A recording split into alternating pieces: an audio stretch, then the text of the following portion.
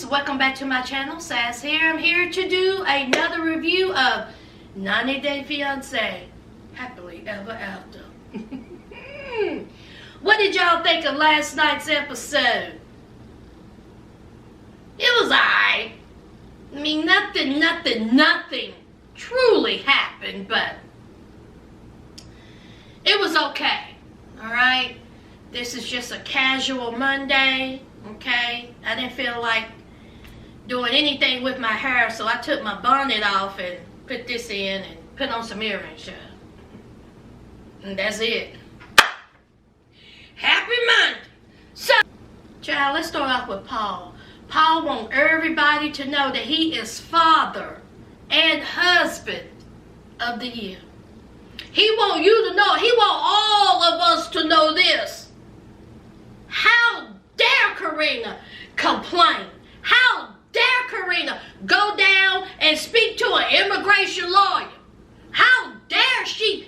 Don't she see what she has? She is in the top of the line storage unit. At the top of the line trailer court. I mean, look at how I'm taking care of them. Paul says that he is providing for her and Pierre. He got her a storage unit. He got her food. He done brought her 4 plantains. Now, he ain't got no job.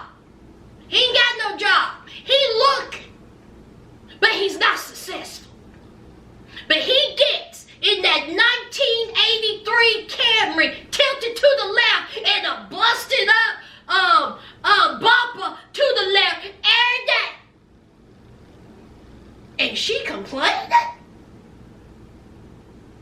He even brought some decor into the storage unit. Did you not see the trash bags on the door and the window? Those were not great value. Those were hefty. And she complained. How dare she? She got a nerve.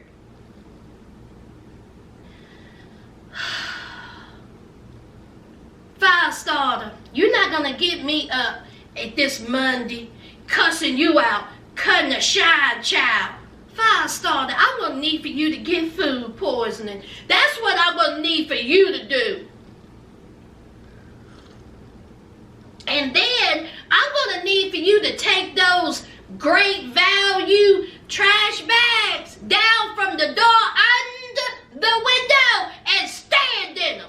That's what I'm gonna need for you to do. I'm gonna need you to cover yourself in those decorative trash bags, you fool. What is wrong with Firestarter? Other than the obvious. He really thinks that he is doing all that he can do to make his wife and his child comfortable. See, what he did bank on was Mama Paul telling him, no, you ain't coming up in my house. You don't worn out your welcome. But he think just because he done got her a storage unit, done put some trash bags up on the windows and the doors, and then the dog lock. Why you got dogs? You can barely feed your wife. Talk about he gonna come up in there with some plantains to make her feel better. So correct. She went to talk to the immigration lawyer just to see about her rights. Because she's tired of Paul. She's tired of Paul. She's tired of the storage unit. She's tired of everybody in the trailer court looking out the window to see what's going on in said storage unit. Because you know in every trailer court, honey, it's some nosy people. She tired of it. She misses home. She want to go home. Paul ain't working. Blah, blah, blah. The immigration lawyer said, well, let me tell you something. Let me tell you the good and the bad, okay? You can go wherever you want, okay? You want to go back over to the Brazil? Go on. You want to take your child on over there? So be it. But when you do that, be ready for the wrath. Be ready for if said consequences. Because Paul is still his father. And Paul still have rights. So if Paul want to cut a shine and take you to court and all this battle, you need to be ready for it. Okay. Now Karina, she was devastated, but she says, listen, I'm not trying to keep Pierre away from Paul. I just want things to be better. I'm homesick. Y'all, that's the bottom line. She homesick. Karina, you should have stayed home, honey. But I understand you wanted to come over here to United States. You thinking that you was going somewhere in Bel Air, Beverly Hills. Oh, no, not when you would link up with Firestarter. You knew what Firestarter was when you married her. He liked to flick the back. So what do you think? What kind of job you think he gonna get there?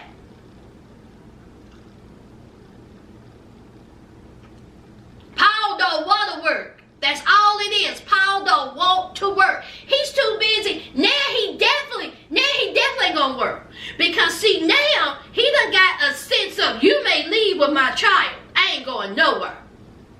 You may leave with my youngin. He was asking her, how'd you get there? If you wasn't here when I got back, I would have lost it. I would have flipped out, dude. She was like, I got Uber. That's how I got there. Paul said, don't push me. Paul let it be known that he has a lawyer in Brazil. Really, Paul? You got a lawyer in Brazil? Because see, Karina told him, I went to go see that immigration lawyer, and Paul said, don't push me. I have a lawyer in Brazil. I will take you to court. That's my child.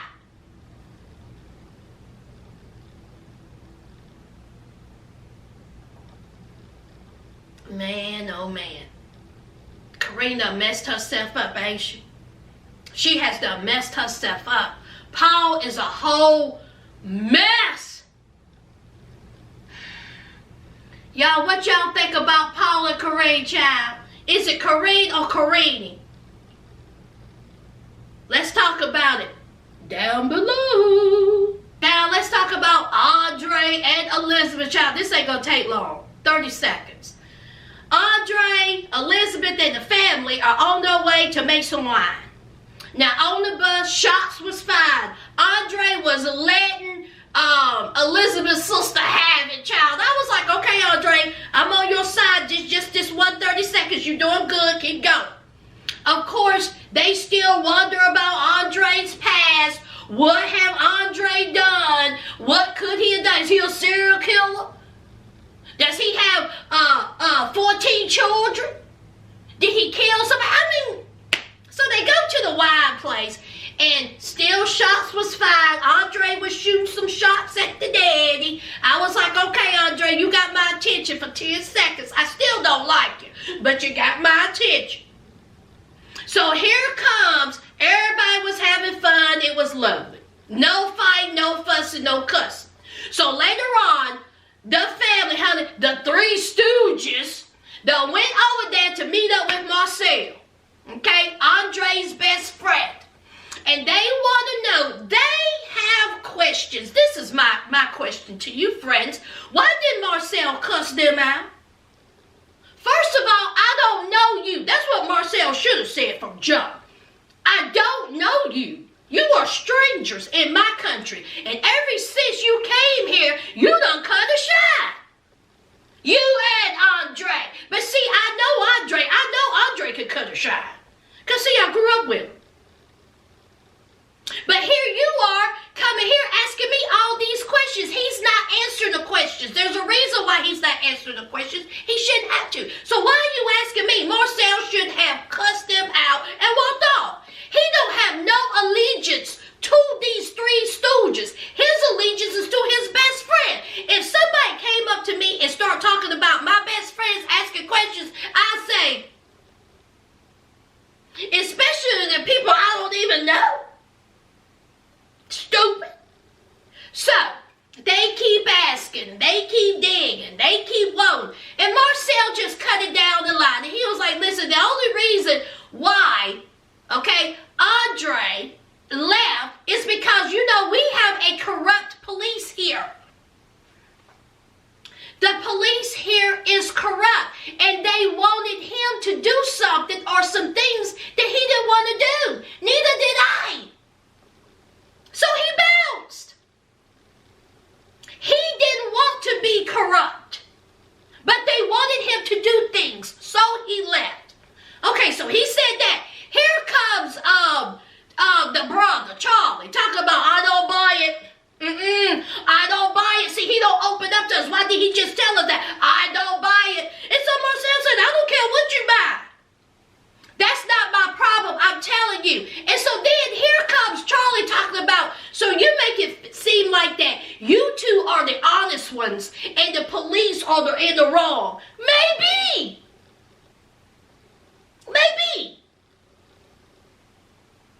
Yes, Andre is lazy. He a bum. He's chauvinistic. He got a mouth on him. You want to bust him in the mouth. I don't like Andre, but maybe he did not want to be that kind of cop. And maybe they did have him and say, maybe they did push him up against the wall and say, listen, either you do this or we may hurt you. Either you do this or you're fired. We don't know. We're just going by what Marcel said. Marcel said, you can believe whatever you want, believe I'm there. I was there. So anyway, of course, the Three Stooges don't believe it. They think Marcel is covering up for him. And let's say that maybe Andre was the crooked cop. What you gonna do about it? What you gonna do about it, Three Stooges? You gonna call the authorities? They're crooked. Oh my God. Stupid. Ain't that stupid, y'all? I cannot believe how the tables have turned. Do y'all remember when they first got there and Andre was cutting a shine and, we was ready for, well, I should say me, I was ready for Charlie to bop him in the face? And then the family is just out there embarrassing us. And they are really making Andre the good guy. He's never a good guy in my book. Let this be clear. I don't like Andre. He is still a lazy mooching bum. And when all this is over, he's still going to be a lazy mooching bum. But Elizabeth's family is just cutting up. Let's move on, child. Honey, let's talk about Broadback and Michael, child. This ain't going to take long. Y'all, this ain't going to take a long video. I'm not going to be up here for no 57 minutes. I'm going to tell you that right now. So let's talk about Michael and Broadback. So, last week, honey, she was just cutting up. Like usual. This week, it's all lovey-dovey. I love you. You're the one I want to be with. The wedding is back on because Mama gave her approval. So she's on the way to the flower shop, child, to get some flowers for that wedding, child.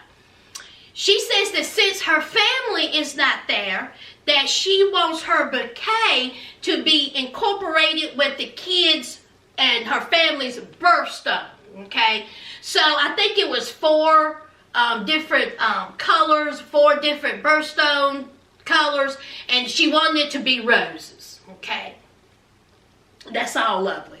So then the woman was like, do you want the small, large, medium, what you want? And so she was like, I want the best of the best of the best. So the woman was like, it's like $95. And so Angela was like, good. Here comes Michael. Michael was like, whoa. We still got food. We still got guests. Okay? And so Angela said, no, I want this because my family's not here. I want the bouquet. I don't care nothing. We can cut back on the food. You should. We can cut back on the guests. You should. If you want them flowers, so be it. So you think Angela was going to bend to Michael? You think Michael was going to win that fight? You know better. So anyway, so of course she wins out. And of course, Michael says, well, listen, we got to have the food, we got to have the people, and his family is also contributing. Well, his family can contribute, but Angela is getting her flowers. See, Michael, you really don't have no say in anything because you don't work. He don't work, right? Who keeps him up, y'all? Who keeps him up? There you go. That's why he's running after her like an idiot. So it's time for her friend to come. JoJo, her best friend in the world, child. Honey, this is the only friend we have ever known Angela to have. So she comes, and it's time for them to go to have a bachelorette party. So two of his friends come, okay, and then her friend JoJo. Where's them other friends? Y'all remember them friends that Angela don't like? What she called them? Dummies. Where these two dudes come from? But anyway, so they go to a club. Now here is Angela, the most jealous woman in the world. And they go to a club, and what's the first thing you see? Honey, you see butts, honey, just a twerking, honey. You see it all up. That's what you see, honey. You don't see nothing but brown marshmallows going bing, bing, bing, bing, bing, bing. Bang, bang, bang. Honey, they was making it clap, child.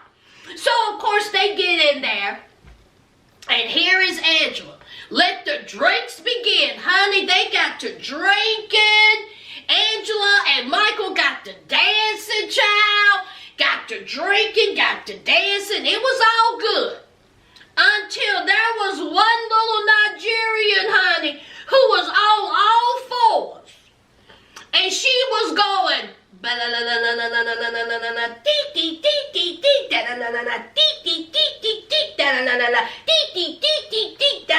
honey, when I tell you her butt cheeks was clapping. Honey, they done hypnotized Michael. Honey, you know like a cobra hypnotizes men. Honey, them brown marshmallow butt cheeks was doing this to Michael. But he got caught. Angela said, no, I know not. So, of course, she gets upset. She's jealous. She's mad because there is a beautiful Nigerian woman who's making it clap and she could never. See, she knows she could never make her butt cheeks do what that Nigerian woman did. She could never. And Michael knows that too. Listen here, friends. What do you think it sounds like when Angela tries to move her butt cheeks? When Angela tried to make her butt cheeks,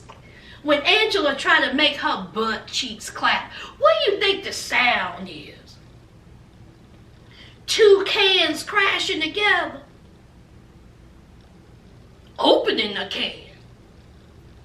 Oh, correct. Is that what the sound is? It don't sound like that Nigerian girl, honey. It don't look like two brown sugar marshmallows. No, not Angela, honey. It's like two bricks making it clap. Just stiff. And honey, she's pissed off about it. She's pissed off about it because the women that are in there are beautiful. The women that are in there is who Michael truly wants. But he done settled with some dried up 85-year-old miserable broad back woman who can't make it clap.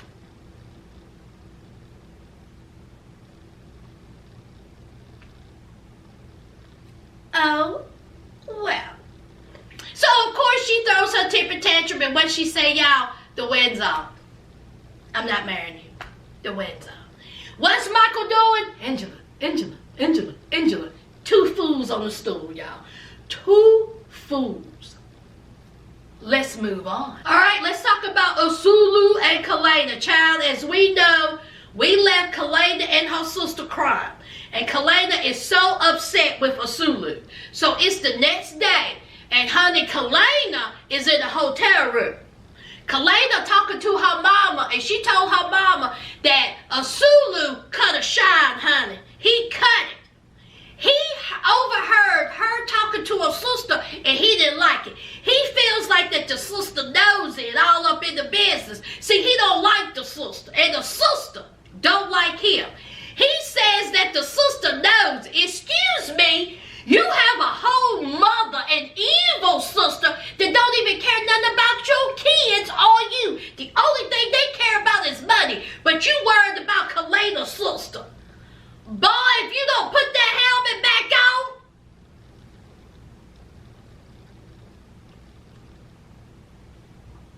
on, foolish. So, it got heated, honey. They got into an argument, and honey, people had to be separated. Kalena is in the hotel. He done ran to his mommy and sister, and child, honey, that sister of Kalena said, I'm out of here. She done got on the plane and went home. So, Kalena's mama said, I can't deal. So Kalena's telling her mama, and she says, I can't deal with this no more. Okay? I ain't never seen him act like this. He is really cutting up. I just don't know what else to do. I'm going to see if there's something not quite right with him, and he needs to talk to a therapist. If he chooses not to, I'm out of here. I'm taking my feet to the street. I can't do this anymore. I am stressed out. Look at me, okay? I just look a mess. These kids are getting on my nerves. Both of them cry at the drop of a dime. So, I'm just tired. So the mama said, now wait a minute now, okay? You got kids to think about, all right? Now, your daddy ain't always been who your daddy is. We had our problems, and heck, we still have them. You got things to think about because you have children. But see, that's the first thing need to be done is you need to bring your butt home. And so Kalena was like, either he's going to be at the airport or he won't be at the airport. But I got to get up out of here. I am stressed. So it's the next morning, honey. And Kalena, honey, she putting on that makeup, honey. She beating that face. She putting on that eye makeup. She making it crisp. Did y'all see her with that eyeliner? Crisp. Child, who in the background? Asuelu. That's who in the background, honey. It is. So he gonna come up in that child, Kalena, let it be known that he done on the door, child. He was on bended knee, honey. He done got him some flowers and some balloons. He done went down to the good old Kroger. Eyes here. Happy Valentine's Day. He thought everything was good. Kalena should be happy that he got them $5.99 combo at the good old Kroger. So, Kalena was like, you think this is all good because you done got me some flowers and some balloons and say Happy Valentine's Day, that everything is good? It's not good. We got problems. And he was like, I don't want to talk about it because you know we talk about it, I'm going to get mad. And I don't want to talk about it. She said, I don't care if you don't want to talk about it. You have issues. We have things to work out. You need to go see a therapist. And he was like, what? Huh? And then he was like, you know, just to shut her up, I'm going to say yeah. So he was like, all right, yeah, I'll go see a therapist. Then in the confessional, he said, I don't even know what a therapy is. He said, what is that? He said, we don't have that in Samoa. But just to shut her up, I'm going to say yeah. So then they're on their way to the airport. And child is tension. Kalena saying that she can't wait to get home. And he was like, you know, I don't want to talk about it. It was just a mess. A mess. So they're at the airport. Kalena is just done had enough. She tells the producers that she is sick and tired of Asuelu. Either he gets therapy or no, she's gone. She says, I'm tired of him. I don't want to be married anymore. So it was just all kinds of emotions. Asuelu, you're going to have to talk to a therapist if you want to keep Kalena, child. It's just a whole mess.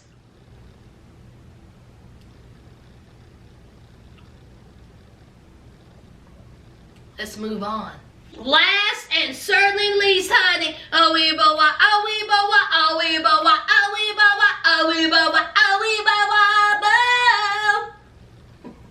honey, Weeble Wobble out here being grown, ain't he?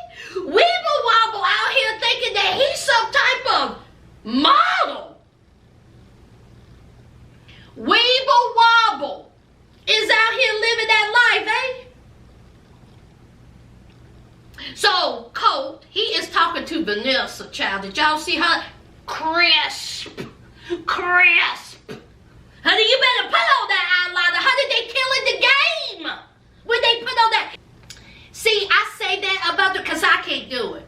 Y'all, I cannot put on a wing liner to save my life. I have tried. I have used all kinds of pencils and devices. It's just always look wrong. So when I see a woman who can, bing, I'm jealous because I can't do it. Oh my God. So when I say crisp, honey, I'm like, yes. So anyway, so of course he tells Vanessa that Jess is in town and he's going to get her. And they're going to talk. Vanessa was like, well, how you think that's going to go? And he says, I just hope that she's calmed down and we can work this out because I do want to be with her. And so he was like, you know, she going to stay here. Are you going to be here when we get here? And so she was like, no, I haven't heard anything good about it. And I ain't trying to bust this girl's face. I'm not trying to ruin my crisp wing liner. I hurt that girl. So it's best I don't be here. So Colt, he goes and meets Jess at a cat cafe. Y'all, what is that? You just go in there and play with cats while you drink coffee? Now, I know that they're big in Asian countries. I think they're real big in like Japan, but I didn't know we had them over here, child. What y'all doing to cat? Whose cats are they? Are they just cats that instead of taking them to like a cat rescue, is that what it is? Child, honey. Anyway, they go to a cat place, okay? And so Jess is on jump, honey. Jess says, how's your penis? I said, what? I was like, oh. I said, oh. Because see, at first I was just laying in my bed chilling. Then she said, how's your penis? I said, how's his penis? What is going on here? Talk to me, Jess. Let me know something. Come to find out that when Weeble Wobble was, lonely those couple of weeks that he was without Jess, when he was talking to those women, see, he left out some valuable information. Jess let it be known that Colt was sending penis pics to the women. She says, how is your penis? And he was like, what are you talking about? What? I don't know what you're talking. Jess said, I can show you. Better than I can tell you. Honey, Jess got to get on her phone, child. She got to... See, the 8 women that you was talking to while you was talking to me, see, they told me that you was up early in the morning talking about good morning, penis. How you doing, penis? Good morning, penis. Top of the morning to you, penis. And see, they sent it to me because you're dumb. Colt is a whole fool. Colt, I got so many questions. Why are you out here sending your ding-a-ling to these folks? And did you not think that that people wasn't gonna find out? You an idiot! And why are you so proud of said penis? What you working with, Colt? Is that why these women out here liking you? Colt said that he is mortified. Honey, I would be too, Colt. I would be too. You out here showing your inch word out here to all these ladies talking about you love Jess.